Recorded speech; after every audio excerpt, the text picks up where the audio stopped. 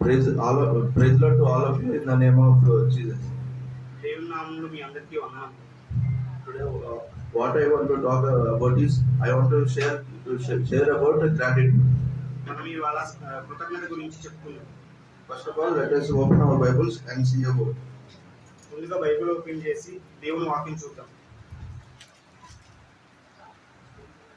Psalms book, chapter 103, verse 1. కీర్తనల గ్రంథం 103వ అధ్యాయం 1వ వచనం. నా ప్రాణమా యెహోవాను సన్నిధించు, నా అంతరంగమున్న సమస్తమా ఆయన పరిశుద్ధ నామమును సన్నిధించు. నా ప్రాణమా యెహోవాను సన్నిధించు, ఆయన చేసిన ఉపకారములో దేనిని మరో. We have to show gratitude towards God. మనము దేవుడికి ఎల్లప్పుడూ కృతజ్ఞత కలిగి ఉండాలి. In the same way, we have to show gratitude towards humans also. మనం అదే విధంగా ప్రజలకు కూడా కృతజ్ఞత కలిగి ఉండాలి. We have to be thankful to the God for all things which we possess in our life. మనం ఏమైతే కలిగి ఉన్నామో మన జీవితంలో దాటి బట్టి మనము కృతజ్ఞత కలిగి ఉండాలి.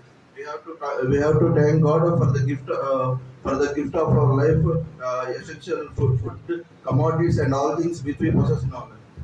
మనం ఏమైతే కలిగి ఉన్నామో ఆహారము, చదువు అన్నిటి బట్టి మనము దేవుడికి ఎల్లప్పుడూ కృతజ్ఞత కలిగి ఉండాలి. We have to thank God for each and everything which we have. మనం ఏమైతే ఉన్నామో కలిగి ఉన్నామో వాటి బట్టి సమస్తం బట్టి కృతజ్ఞత కలిగి ఉండాలి. We have to thank the people in which they help us. If it worth thousands of rupees.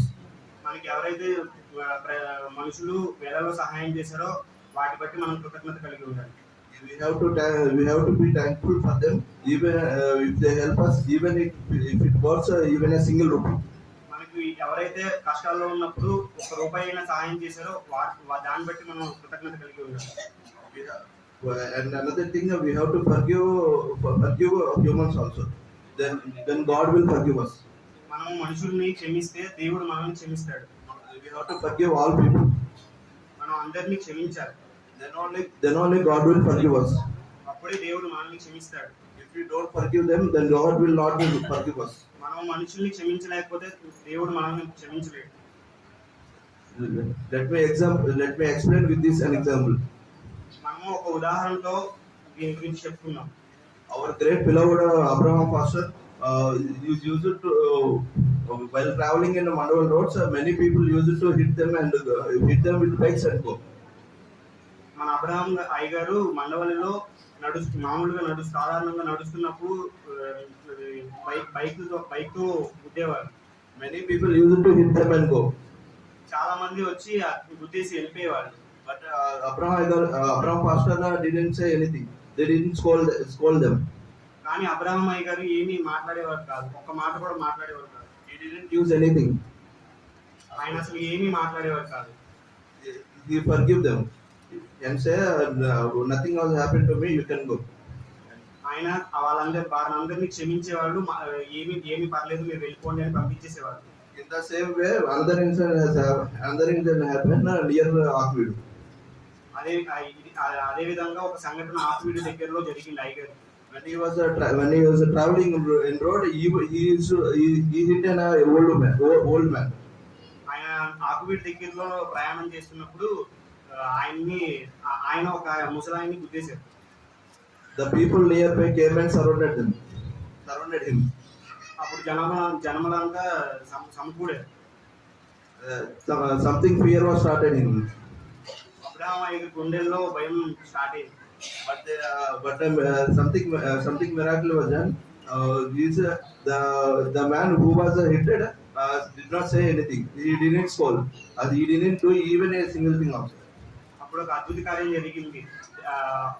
ఆ ముసలాయన అయితే ఎవరైతే ఉన్నారో ఆయన అసలు ఒక్క మాట కూడా మాట్లాడకుండా వెళ్ళిపోమన్నారు అబ్రహాం అయ్యగారు. He didn't use anything. He didn't scold.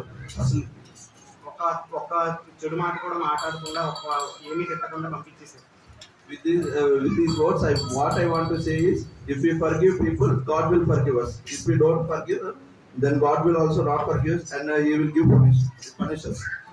ఈ ఉదాహరణతో నేను మీ అందరికీ ఏం చెప్పాలనుకుంటున్నానంటే, దేవుడు మనము ఎదుటి వారిని క్షమిస్తే దేవుడు మనల్ని క్షమిస్తాడు. We have to love each and everyone in the country, irrespective of class, creed, color, and religion. మనం మనుషులందరినీ ఏ కల్మషం లేకుండా వాళ్ళ రంగు బట్టి జాతిని బట్టి ఏటిని బట్టి మనం వేరు చేయకుండా మనం అందరినీ ప్రేమించాలి. We have to take care of our parents. We have to love them and take care even in their old age also. మనం మన తల్లిదండ్రులని ప్రేమించాలి. వారి వృద్ధాప్యం సమయంలో కూడా మనం వాళ్ళని ప్రేమించాలి. We have to take care of everything with respect their proper medical facilities, food and other things. వారికి ఏమేమైతే అవసరాలు ఉన్నాయో నిత్యావసరాలు చూసుకోవాలి, వాళ్ళని జాగ్రత్తగా చూసుకోవాలి. We should not leave them. మనం వాళ్ళని వదిలేయకూడదు. We should not leave them irrespective of our very busy life. Even though we have very busy life, we should take them. We should have to take care of them. మనం general గా బిజీగా ఉంటాం కదా, ఆ బిజీగా ఉన్న life లో కూడా మనం వాళ్ళని పట్టించుకోవాలి. We have to take care of them even in old age also. Nowadays the wickedness is increasing day by day. ఈ రోజుల్లో చెడుతనము బాగా విస్తరించబడుతుంది. Some people are leaving their parents in old ages, roads and orphanages. చాలా మంది ఏం చేస్తున్నారంటే వాళ్ళ తల్లిదండ్రులని వృద్ధాప్య ఆశ్రమాల్లో వదిలేస్తున్నారు. As a Christian, we should not do like that. మనం నిజమైన క్రైస్తవులం కాబట్టి అలా మనం చేయకూడదు అసలు. We have to take care of them. We have to take care of everything for them. మనం వారిని చూసుకోవాలి, మనం వారిని చాలా జాగ్రత్తగా చూసుకోవాలి. If we take care, God will take care of us. మనం వారిని చూసుకుంటే జాగ్రత్తగా దేవుడు మనల్ని చూసుకుంటాడు. Thank you.